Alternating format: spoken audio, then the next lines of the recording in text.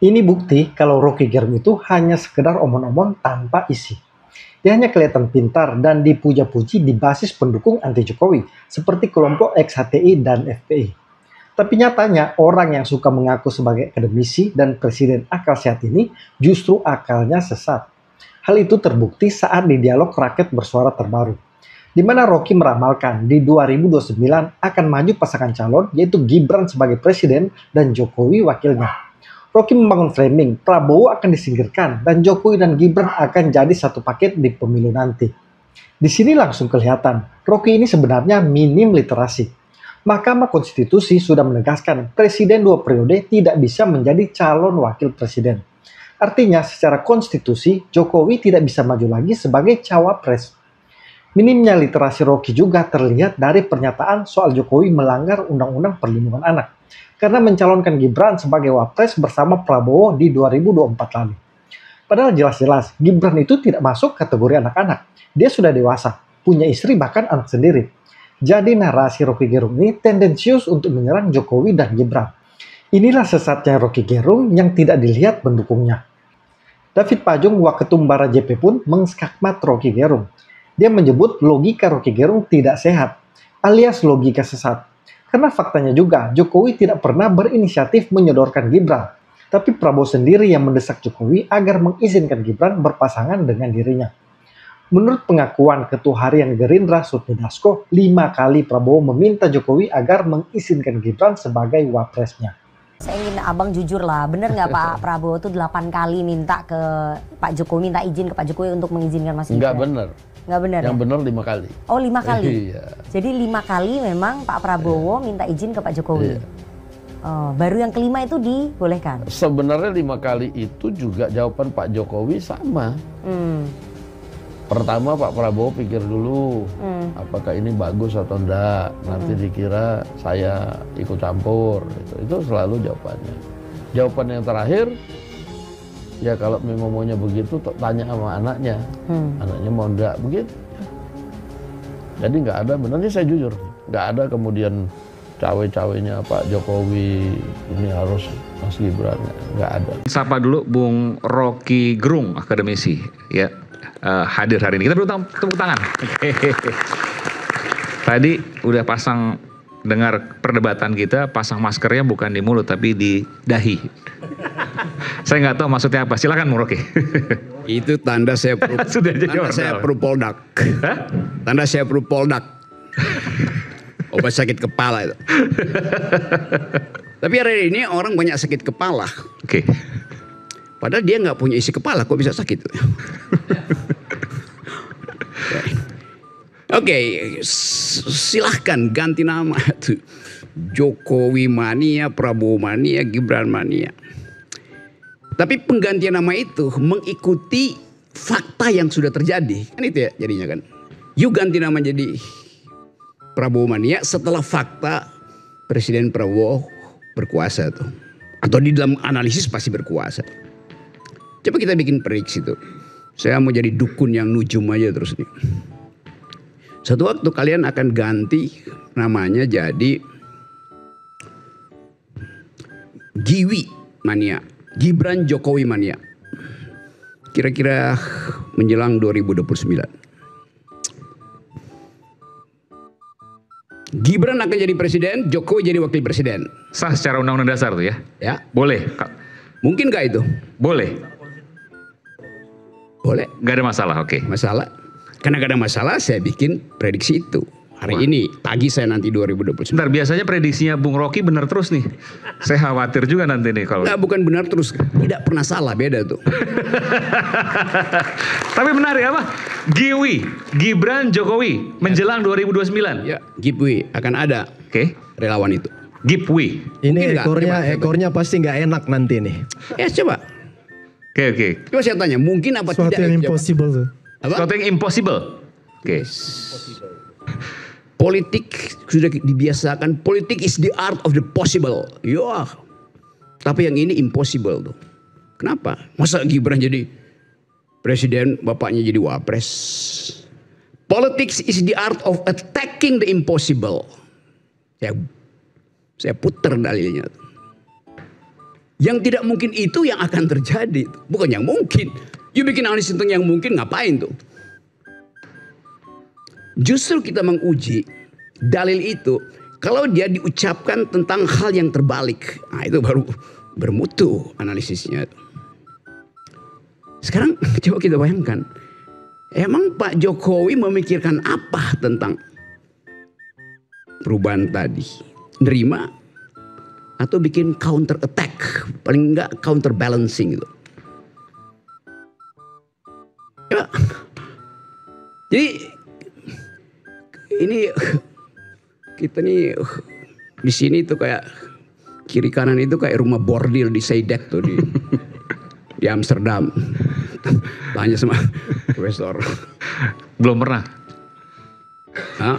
Bohong loh. Rumah bordil isinya adalah perempuan yang tak bermoral. Definisi dari laki-laki. Tapi gimana kalau laki-laki didefinisikan oleh yang hidup di rumah bordil ini? Lampunya aja atau Moulin Rouge itu merah tuh. Merah putih tuh Bung Rocky maksudnya.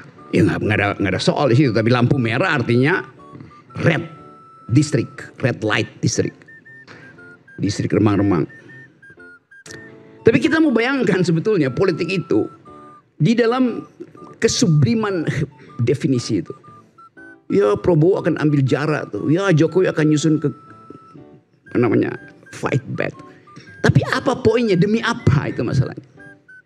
Kalau Presiden Jokowi akhirnya dikalahkan oleh kemarin pergantian yang kita bilang radical break, tapi sebetulnya itu partial break, bukan radikal. Belum radikal itu. Ya orang menganggap itu bagian dari seri. Tapi yang saya maksud radical break artinya satu kali dalam satu kesempatan terjadi perubahan kualitatif di dalam kabinet dan dalam ide pemerintah. Presiden Prabowo bisa bikin berkali-kali reshuffle. Tapi itu penjumlahan dari partial break. 1000 partial break digabung itu bukan radical break. 1000 bajai dijejere itu bukan mercy. Kan orang nuntut itu. Orang mau lihat bagaimana sebetulnya presiden itu memahami bahwa ada jarak yang makin lebar. Bukan sekedar karena kondisi keuangan, hutang segala macam atau pendapatan. Jarak yang makin lebar antara sebut aja aturan elite, rulers rule, aturan elit, dan people's value. Antara rules dan value. Rules itu Anda bisa lihat, Anda bisa baca. Tapi value itu Anda nggak bisa baca. Nah sekarang kita lihat bagaimana people's value itu menjalar perlahan-lahan. Creeping revolution lagi jalan tuh. Ini yang tidak bisa dibaca oleh Presiden Prabowo. Karena itu dia cuma melakukan partial break.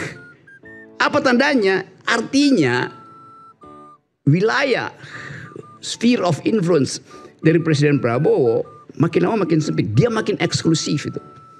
Seolah-olah gak ada orang itu, maka ditaruhlah orang yang mengusulkan 3 periode. Artinya orang akan anggap kalau begitu Pak Prabowo bersiap untuk 3 periode. Karena itu konsultannya dibuat dari sekarang. Saudara Kodari. Dia namanya bukan Kodari, Doktor Kodari, peneliti, surveyor. Kan itu soalnya tuh. Padahal kita lihat bagaimana dari Indonesia pergi ke Nepal sampai sekarang Filipina itu social media induce revolusi yang diinjus oleh sosial media. Mampir ke Timor Leste. Itu akan berlangsung terus apa enggak? Pasti berlangsung.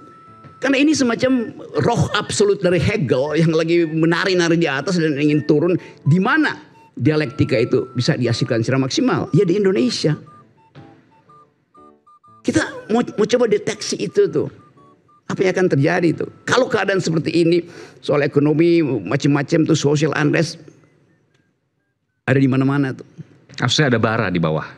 Bukan sekedar bara, itu neraka di bawah kita tuh. Dan kita berupaya untuk tahan gak masuk neraka tuh.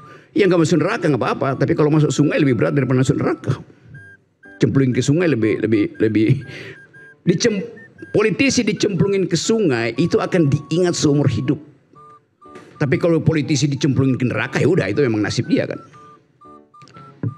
Nah kalau ada menteri dicemplungin ke sungai, lalu ide itu kemudian muncul setelah evaluasi 1 tahun, Oktober nanti Presiden Prabowo 1 tahun, itu pasti akan ada evaluasi itu, termasuk mengevaluasi kampanye pseudo campaign di tadi pagi di sidang PBB yang isinya adalah ya memanipulasi opini publik, dari bocoran dari diaspora mulai muncul dan itu akan dimakan lagi sebagai isu kan. Kalau itu mulai berlangsung pemanasan itu tuh, karena tidak ada satupun keterangan yang masuk akal bahwa Presiden Prabowo betul-betul mengucapkan semacam janji bahwa akan ada iklim demokrasi baru di Indonesia. Saya nggak tahu kalau dia pulang, dia mungkin mampir ke Belanda dulu atau ngomong dari Belanda. Akan ada iklim demokrasi baru ke depan. Yes. Dan Maksudnya? itu orang tanya. Lo kan ini pertanyaan umum di sidang PBB semua, walaupun tidak diucapkan. Apalagi kalau tidak diucapkan artinya tidak ada komunikasi dengan civil society global kan. Maksudnya gerakan-gerakan yang sekarang kita lihat di Milan, di itu yang Nepal. Ya iya itu. Kan forum internasional yang mestinya Prabowo deal sesuatu di situ tuh. Bahwa Indonesia tidak akan jadi Nepal. Kenapa? Karena kali Ciliwung tidak boleh dikotori. Tidak boleh dikotori oleh menteri-menteri yang mau dilempar ke situ. Dengan cara itu aja orang, oh ya bagus Presiden Prabowo mengucap. Tapi nggak ada semacam keberanian untuk mengucapkan janji etis itu. Bahwa tidak akan ada menteri dicemplungin ke Kali Ciliwung di Jakarta. Itu udah, kalau itu tanda bagus betul kan. Karena kalau menteri dicemplungin ke Kali Nepal itu, ya anak-anak muda Nepal bilang, kami tidak melanggar hak asasi manusia. Kami hanya melanggar undang-undang perlindungan sungai. Jadi kotor sungainya. Ini yang kita sebut sebagai, cobalah mulailah rakyat bersuara, buka perspektif untuk bicara hal semacam itu. Bukan yang remeh-temeh ya, mau barak ya, mau segala macam tuh. Ngapain? Demi apa poin itu?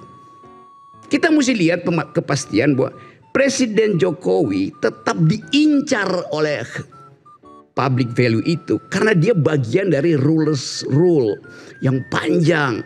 Bagaimana Presiden Jokowi bersembunyi nanti? Dia hanya mungkin bersembunyi, tidak mungkin bersembunyi pada Prabowo, tidak mungkin bersembunyi pada Kodari. Dia hanya bisa bersembunyi kalau yang menyembunyikan dia adalah Gibran. Artinya Gibran mesti jadi presiden supaya seluruh isu fufu-fafa, ijazah Jokowi palsu segala macam, utang yang mesti ditagih, beban hak asasi manusia itu hilang. Kan begitu. Apa yang membuat Prabowo nggak bisa melindungi? Pakai ini. Gini. Apa yang membuat Jokowi akhirnya merasa Prabowo tidak perlu melindungi dia tuh? Karena dia tahu pada akhirnya dia akan dicicil itu. Yang penting pastikan aja bahwa Jokowi hanya akan selamat kalau Gibran jadi presiden. Bahkan lebih dari itu kalau Jokowi jadi wakil presiden. Saya bisa memberikan pandangan dari apa tadi hipotesanya Roy ya. Kasih kata termasuk hipotesa. Ramalan tadi katanya. Itu bukan Gipwi 2029. Artinya Gibran Jokowi menjadi capres cawapres 2029. Ini kan ini apa ya, nggak masuk di akal sehat kita ya. Pertama, makanya ini antitesa dari hipotesanya Bung Rocky tadi. Pertama, baru aja hangat minggu lalu kan Pak Jokowi melakukan stressing point yang kemudian ditangkap oleh publik dan media ya, bahwa Jokowi menginstruksikan relawan-relawan untuk full supporting pada pemerintahan Prabowo Gibran melalui program yang harus sukses di periode pertama dan mendukung 2 periode. Statement itu saja sudah menggagalkan hipotesa Bung Rocky bahwa nggak mungkin Gibran 2029 akan didorong menjadi presiden. Tetapi bahwa kemudian pasca itu, why not? Kita nggak tahu. Karena nggak ada undang-undang yang melarang itu untuk setiap warga negara bisa maju. Termasuk Gipwi tadi? Kalau saya pikir itu nggak masuk logika sehat. Nggak masuk logika. Saya bilang Pertama, tadi impossible untuk giveaway. Impossible. iya. Udah jelas itu. Karena Walaupun instruksinya semua 2034 juga. misalnya, Itu impossible. mustahil karena Mustahil, begini kan. mustahil. Mustahil. Ini oke. soal etik yang selalu Bung Rocky Gerung sering ngomong soal etik ya.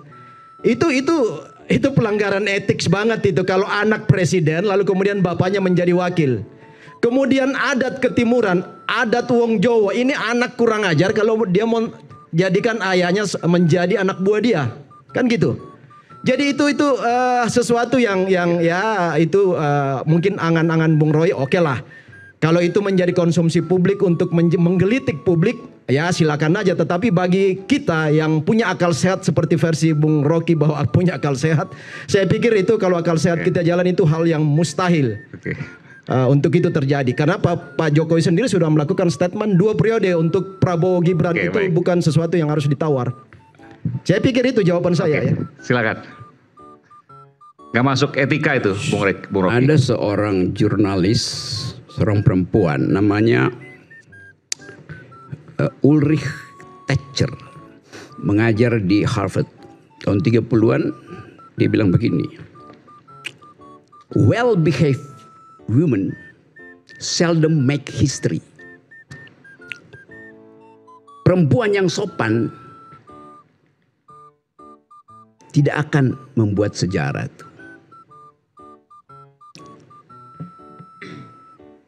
Tapi kita bisa paraphrasing itu dalam keadaan hari ini. Well behaved man manipulate history. Seorang yang terlihat santun padahal sedang memanipulasi sejarah. Yang akan datang bukan, sudah passé, sudah terjadi. Gibran anak kecil disuruh bermain di wilayah politik oleh bapaknya tuh. Yang kurang ajar Gibran atau bapaknya? 2009 yang kurang ajar Gibran karena jadiin bapaknya wakil presiden. Kemarin yang kurang ajar siapa? Dia tahu anak ini anak kecil disuruh main di wilayah orang dewasa. Siapa yang kurang ajar? Coba. Siapa yang nyuruh Bung Rocky? Yang nyuruh Gibran siapa? Kan Pak Prabowo sudah sekian kali menyampaikan statement beliau bahwa saya yang meminta. Bahkan juga ada wawancara khusus ya, Pak Dasko mengatakan 5 kali Pak Prabowo meminta dan agak memaksa untuk Gibran menjadi wakilnya. Karena kalkulasi politik, Bung. Oke, maka dipermisifkan oleh Gajah Mada, Sultan Agung, oleh Raja Jawa itu.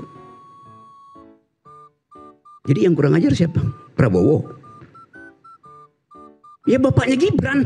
Gak ada yang kurang ajar di situ. Nah, kenapa you takut ambil kesimpulan untuk suatu pikiran yang pada akhirnya akan menuju pada kecemasanmu di 2029? Itu soalnya. Bukan. Attacking the impossible. You bilang nggak mungkin. Dalam proses itu tidak ada langkah kekurang ajaran.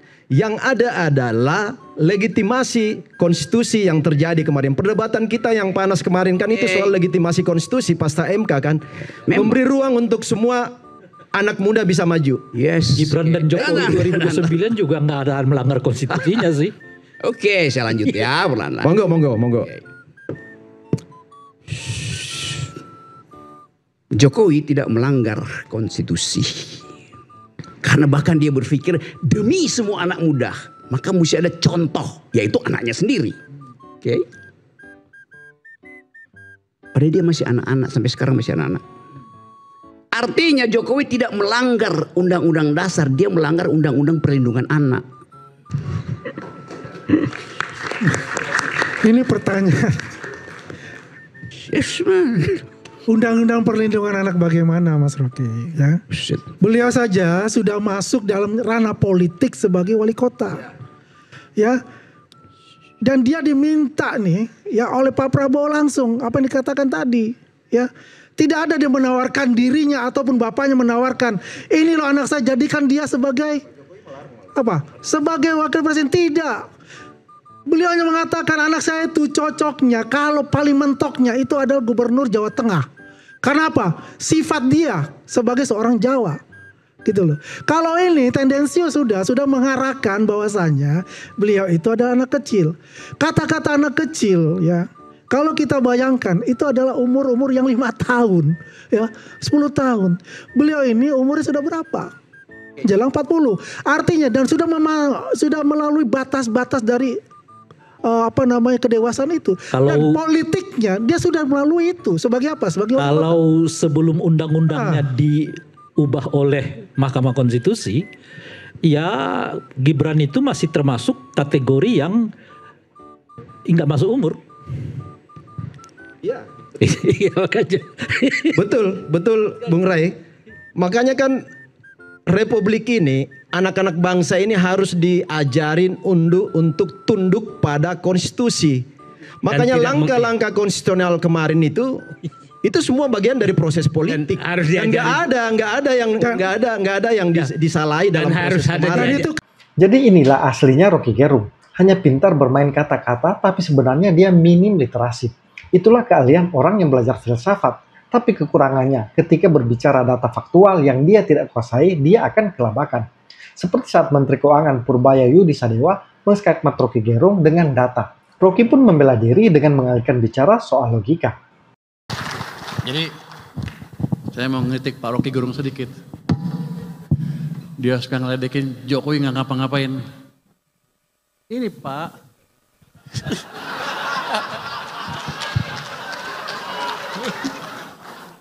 Kalau di sana kan dia berkuasa, di sini saya berkuasa.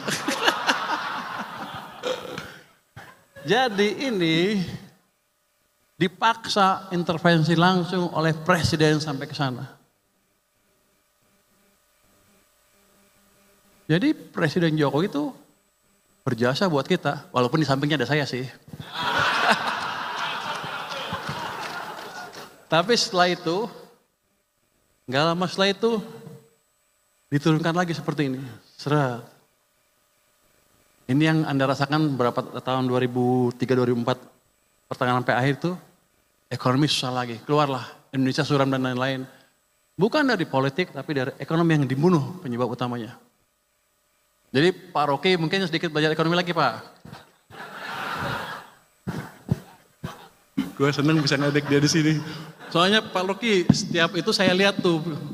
Pidato Anda itu menarik sekali, jadi saya ikutin ahli filsafat.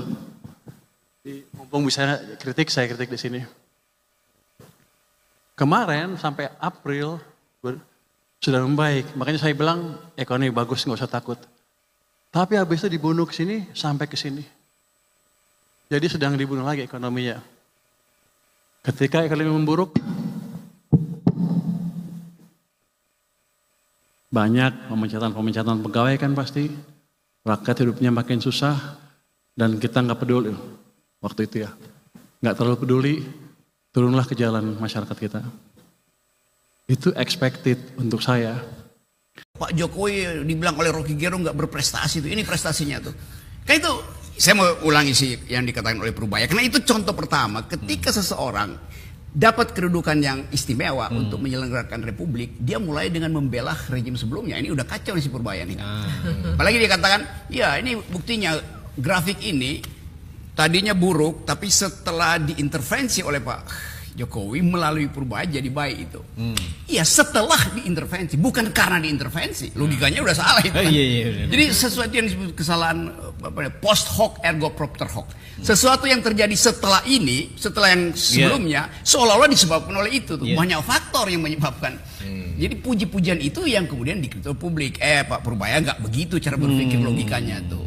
Anda bilang setelah diintervensi maka membaik, tapi bukan karena diintervensi, beda itu. Sesuatu yang terjadi secara serial berbeda dengan sesuatu yang terjadi karena sebab akibat. Jadi teman-teman, kenapa penting ada kontra narasi seperti ini? Supaya publik kita tidak disesatkan dengan orang-orang seperti Rocky Gerung ini. Hanya pintar bermain kata-kata, tapi minim substansi dan solusi. Lihat juga temannya Rocky Gerung yaitu Ray Rangkuti. Sampai menyebut Jokowi sebagai presiden ke-7 saja dilarang. Kenapa sih kita menyebut presiden ke-7? Kenapa kita nggak menyebut mantan presiden? Bekas presiden. Ya boleh lah, kenapa? Ya, iya makanya saya mau tanya, kenapa mantan presiden gitu ya? Kenapa presiden ke-7? Apa harus memanggil dia presiden ke-7? Atau presiden ke-1, presiden ke-2? Buat saya itu penting. konstruksi kita berbangsa harus menghormati jasa-jasa para presiden kita, sekecil apapun itu. Jadi teman-teman, kita juga tidak boleh capek melawan narasi sesat para pembenci ini. Karena mereka juga tidak capek membangun framing sesat yang bertujuan mengadu domba. Salam kontra narasi.